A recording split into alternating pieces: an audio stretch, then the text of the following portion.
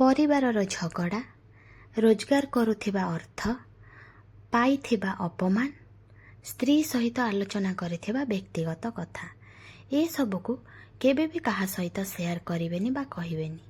ତେଣିକି ସେ ଆପଣଙ୍କର ଯେତେ ଅନ୍ତରଙ୍ଗ ବନ୍ଧୁ ହୋଇଥାଉ କିମ୍ବା ପରିବାରର କେହି ପ୍ରିୟ ସଦସ୍ୟ।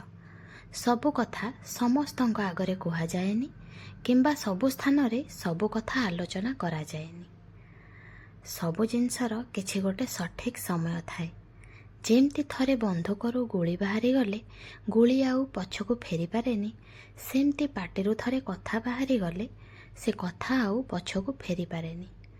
ଆମ କଥା ସାମ୍ନାରେ ଥିବା ଲୋକଟିକୁ କେତେ ଦୂର ଠିକ୍ ଲାଗିବ କିମ୍ବା ଭୁଲ ଲାଗିବ, ଏସବୁକୁ ବାରମ୍ବାର ଭାବିବା ପରେ ଆମେ କଥା କହିବା ଉଚିତ। ଭଲ ଲାଗିଥିଲେ ସେୟାର କରିବେ। ଜୟ ଜଗନ୍ନାଥ।